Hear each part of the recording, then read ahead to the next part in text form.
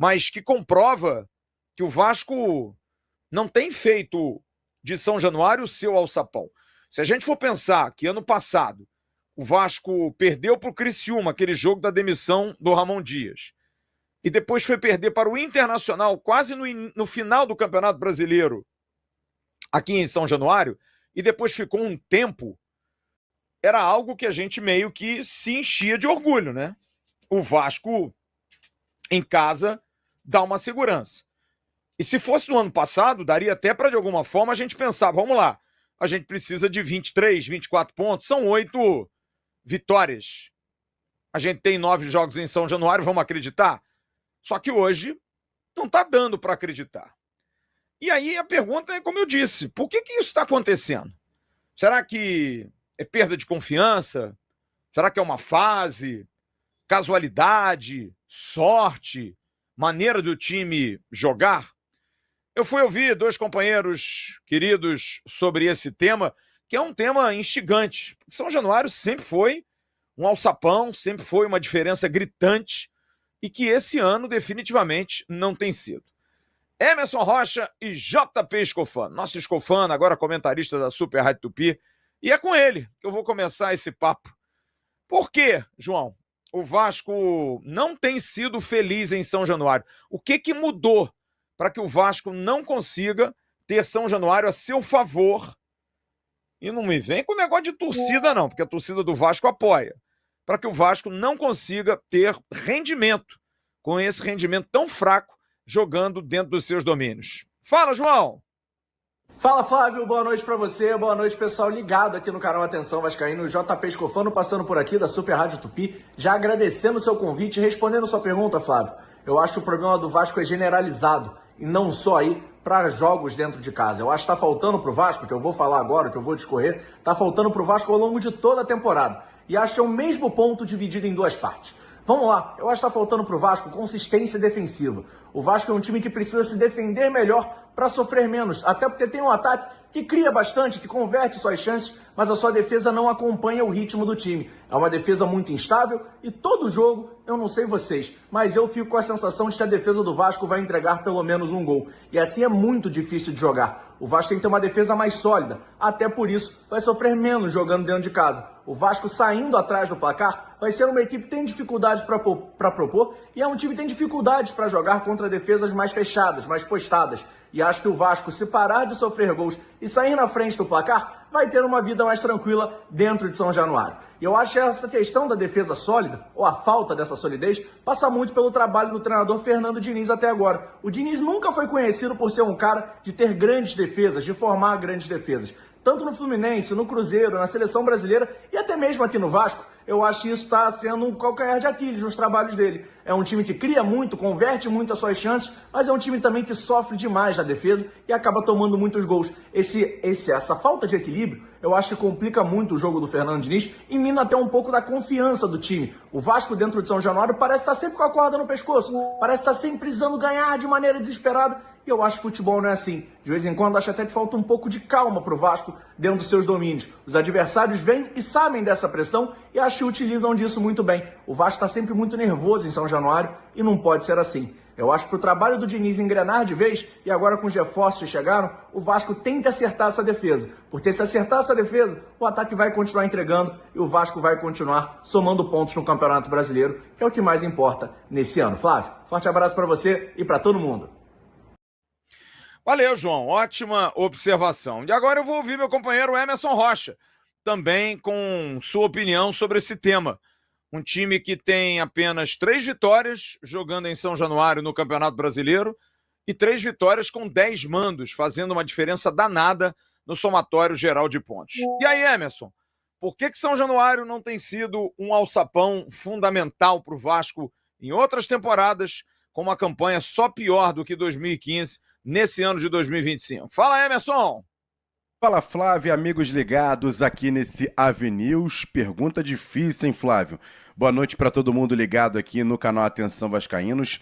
Sobre o Vasco em casa nesses últimos jogos não conseguir, pelo menos, aquelas pontuações que conseguia nos últimos anos, que acabaram salvando muito o Vasco, até ajudando também na classificação para a semifinal da Copa do Brasil, 10º colocado ano passado no Campeonato Brasileiro. Esse ano a situação, essa química entre torcida, São Januário e time ainda não rolou, principalmente com o técnico Fernando Diniz, que venceu apenas uma vez jogando em São Januário, foi lá em maio contra o Fortaleza. Olha, Flávio, eu acho que tem muito mais a ver com a questão do próprio estilo de jogo do Fernando Diniz. Se você parar para analisar, o Vasco toda vez que vence com o treinador Fernando Diniz, tem que fazer de 3 gols para cima. Então, em São Januário, a pressão fica muito difícil, porque o adversário joga um pouco mais lá atrás, sabendo por conta da força que tem a torcida do Vasco e também esse modo de jogo do Vasco com o Fernando Diniz, acaba o time fazendo poucos gols por conta dessa retranca do adversário, e aí lá atrás, normalmente, a defesa do Vasco acaba vacilando e o adversário vencendo. Estive em São Januário, por exemplo, naquele jogo contra o Grêmio, em que o Vasco teve oportunidades, poderia ter saído com a vitória, mas acabou não fazendo. E aí o Grêmio fez 1-1 e quase fez o segundo gol, e aí seria pior ainda se saísse daquela ocasião ao invés do empate com a derrota. Então acho que passa muito pela questão do Vasco jogar com o esquema tático com o Diniz de ser muito mais para frente jogando em São Januário, sem cuidar do seu sistema defensivo. Acho que não passa muito dessa questão do próprio atmosfera do estádio, do torcedor, muito não. É mais para mim a questão de estilo de jogo, e o Vasco sempre que vence com o técnico Fernando Diniz, o Vasco é obrigado praticamente a fazer mais de 3 gols. E em São Januário a situação fica um pouco mais difícil, já que o adversário joga sempre um pouco mais fechado. Pelo menos essa é a minha opinião, Flávio Dias. Desempenho do sistema defensivo do Vasco anda muito ruim. E ele vem ganhando opções, porque vai ter os reforços da janela. É claro que jogadores ainda, melhorando parte física, mas esses jogadores têm treinado bem, têm se esmerado muito. Expectativa, inclusive, é que o nível de competitividade nos treinos possa melhorar para criar essa dúvida na cabeça dele. Os exemplos são Robert Renan e Matheus França, jogadores que estão inscritos na Copa do Brasil, podem ir para o jogo, se ele quiser colocar os dois na partida da próxima quinta-feira, e ele vai ter uma grande opção a partir do jogo com o Ceará, porque hoje, finalmente, Carlos Cuesta entrou no bid. O jogador colombiano que cumpriu as exigências normais do trâmite de janela, está no bid, está apto a poder jogar, e eu arriscaria aqui que o Cuesta vai jogar contra o Ceará. Ele será titular contra o Ceará, vai ter que dar um jeito, ele disse que vinha fazendo a pré-temporada, e realmente vinha, com o Galatasaray, mas nós informamos ontem, a última partida oficial dele foi em maio, ele fez um amistoso em 20 de julho, então não tem tanto tempo assim, mas ele está treinando, vinha treinando, um amistoso contra um time da Áustria, mas é um jogador que vai ser utilizado porque o Hugo Moura, que vem jogando como zagueiro central, vai ficar de fora porque tomou o 3º cartão amarelo. E ele, provavelmente, vai estar ao lado, na ausência do Hugo Moura, de Lucas Freitas, que é o zagueiro que mais atuou com a camisa do Vasco nessa temporada. Lucas Freitas jogou 17 partidas no atual Campeonato Brasileiro, 16 como titular, fez inclusive um gol contra o Grêmio e sofreu um pênalti agora domingo no jogo contra o Sport. 6 jogos na Copa do Brasil, 5 como titular, e 3 jogos na Sul-Americana, todos como titular. São 32 partidas para um zagueiro que vem mantendo aí uma regularidade, chegou meio que vai fazer composição de elenco, e muito pelo contrário, tem jogado, tem atuado, e talvez precise de mais consistência. Mas agora vai ter uma sombra também do Robert Renan. Amanhã, inclusive, a gente vai estar com Hugo Moura na parte da tarde no CT Moacir Barbosa. Estarei ao lado do Sérgio Quinte preparando o material para o final de semana. E eu estou muito curioso para perguntar ao Hugo Moura sobre essa questão que envolve o posicionamento dele. Porque a gente vai falar já, o Vasco continua buscando mais um zagueiro, mas o Diniz gostou do Hugo Moura como zagueiro central.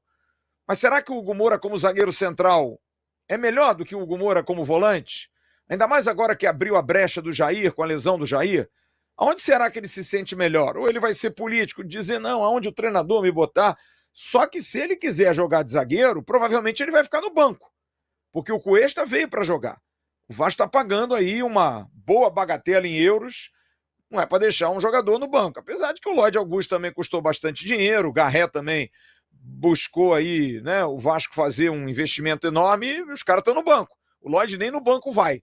Mas o Cuesta me parece, dessa vez, um jogador mais certo, porque a necessidade é muito grande. O Vasco perdeu o João Vitor, na verdade, acabou se livrando do João Vitor depois de tanta confusão, vendeu o Luiz Gustavo e tá sem zagueiro. Tá aí ressuscitando o Lucas Oliveira, que é um jogador que estava praticamente, né, ao largo aí, esquecido, depois de ter chegado no início do ano, com possibilidade. Salve, meus amigos do canal Sou Mais Vasco News. Hoje, rapaziada, as informações exclusivas do canal Atenção Vascaíno, deixando todos os créditos aí pro Flávio Dias, que tem feito um trabalho espetacular aqui no YouTube, e contamos muito com a sua colaboração nesse corte que nós trouxemos aqui para vocês. Relacionada à informação a respeito do Carlos Cuesta, que já está regularizado, pode jogar diante do Ceará no próximo jogo do Brasileiro, porém contra o Botafogo no jogo da próxima quinta-feira não vai poder jogar. Mas vamos ver como o Vasco se mantém, né, nessa nova era aí, já com reforços do Diniz, com os jogadores para estar trabalhando com ele, com aquilo que ele queria no time, pro elenco. O elenco já está recheado de jogadores que podem agregar bastante. Felizmente tivemos a perda do Jair, mas o Vasco agora tem opções, tem mais opções como zagueiros, e ainda o Vasco ainda busca mais um zagueiro. Mas para complementar essa informação, o Vasco tem a possibilidade de estar vendendo o lateral esquerdo Leandrinho para o Clube Bruges da Bélgica, rapaziada. Informação do Vene Casagrande, eles buscam informações que o clube belga quer o Leandrinho em definitivo, e pode ser sinalizada uma proposta nos próximos dias aí. Vamos aguardar as informações do próximo capítulo dessa negociação. Então, rapaziada, espero que você tenha gostado do vídeo de hoje. Deixe seu like, se inscreve no canal, que é muito importante para nós estarmos crescendo cada vez mais no YouTube. Valeu, tamo junto, fui!